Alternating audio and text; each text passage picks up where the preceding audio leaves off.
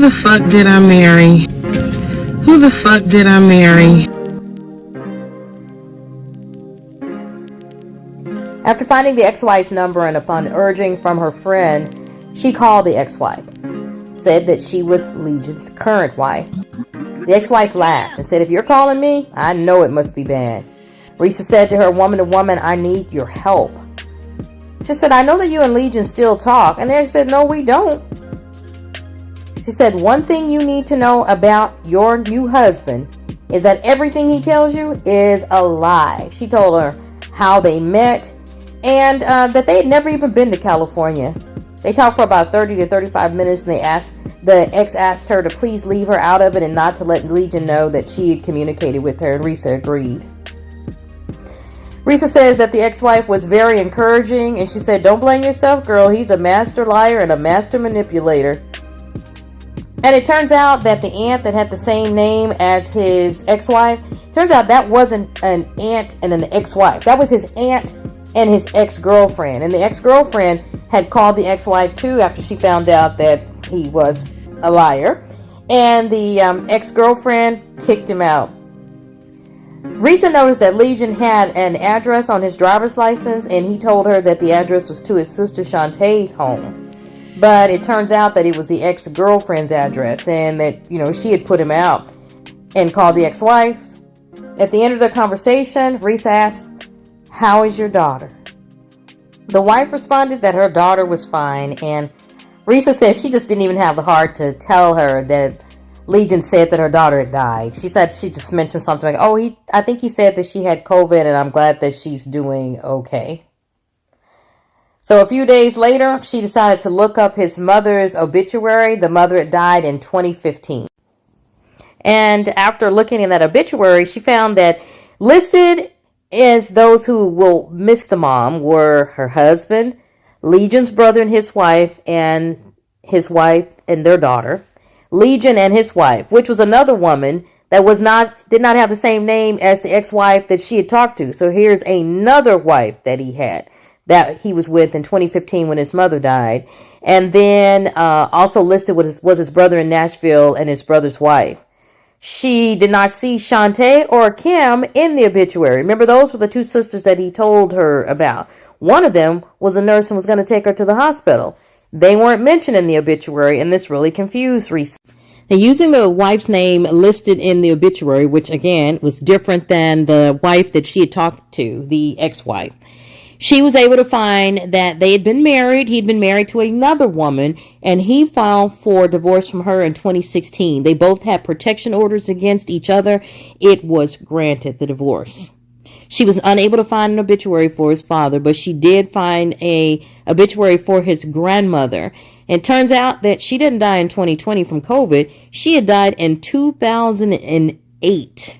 And in her obituary, listed were only Legion, his two brothers, no Kim, no Shantae, which is very confusing to her because she said the whole while that she was with him that he would be talking to Kim and Shantae on the phone. And remember, Shantae was supposed to take her to the hospital when she had the miscarriage. Now she was finding this all out. Legion's knee was getting worse and worse. It was becoming debilitating. He wasn't eating. He'd gone from a size 3X down to about a size 2X. And this is all in like a 2 weeks time. He just started getting really skinny. He couldn't eat. He was in so much pain. She said she thought that he had cancer. And she kept saying, "I'll go to the doctor with you." But he just wouldn't go to the doctor. So in June, all the lies came slamming together. Reesa spoke with the pastor who had been counseling them and told him all of the lies that she had found out about him. The minister asked her what she wanted to do, and she decided that she wanted to end the marriage. Reesa felt that there was something more wrong with him than just him having an injured knee or an old football injury, but she just didn't know what it was. So one day she got his phone while he was sleeping, his old phone from the condiment company, a phone that he did not turn in. And on that, she found texts between him and a prostitute named Peaches. Now, he had met Peaches, according to the text messages, in February on Plenty of Fish.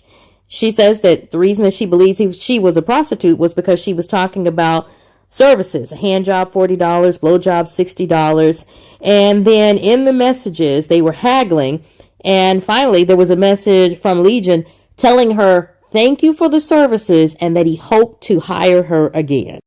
As she continues to read the text messages, she sees that he met with her several times and was confirming addresses, and he utilized her services many times. It all went down on June the 17th, 2021. That was Legion's birthday. Reesa went into the bedroom where he was bedridden and confronted him about all his lies. She told him she didn't want to be married to him anymore. He said he wanted to fight for their marriage. She said, pack your shit and get out.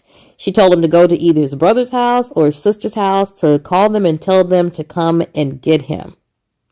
He called his aunt, who lived in Philly, and on speaker said, my wife doesn't want me anymore. She thinks I've lied to her, and he said he'd never lied before. Reesa snapped. She went off. She was cursing and screaming and looking for weapons because she felt like she wanted to attack him if he didn't hurry up and get out. So she ended up calling her mother, and her mother asked to speak to Legion. And she said, look, I can't control my daughter, but please get out of that house because it sounds like she's going to try to kill you. And even the aunt who he had on phone said, nephew, you need to get out of there. I will send you money to come here to Philly with me because it sounds like that woman has lost it.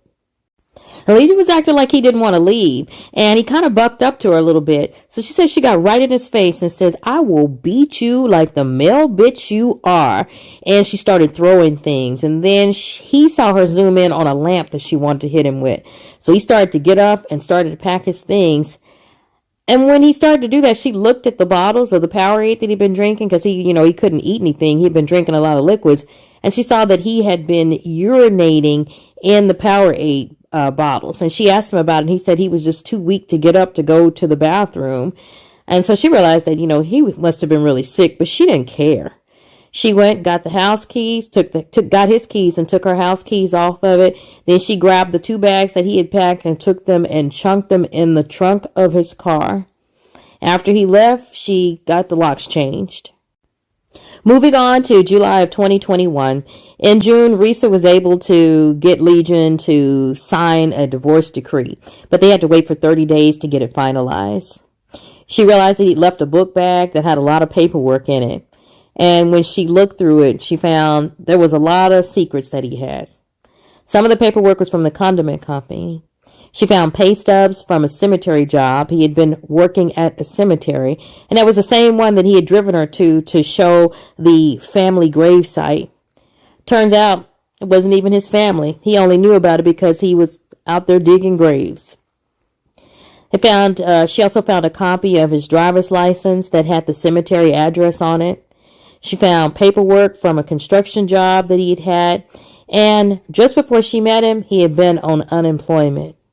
And how he'd gotten the job at the condiment company was through a temp agency, and so therefore he had not, as he had previously stated, worked for the condiment company for 6 or 7 years. That was a new temporary job, and no, he was not a vice president. He drove a forklift for the condiment company. And then it looks like that he got fired. She also found some work release papers from a jail. So apparently that he was going to jail on some weekends. This must have been prior to meeting her, that if you have a full-time job, that the courts will sometimes allow you to go to jail from Friday through Sunday. Now, when she saw that, this prompted her to investigate his criminal history. One more thing that she did find out is that when she went to meet his aunt in Augusta, and which I've always said that family members should tell you if they have a family member that is mentally ill, he showed her the family church that his family supposedly started in Augusta, Georgia. But that's just a side note. Now let's hear about his criminal history. Alleged.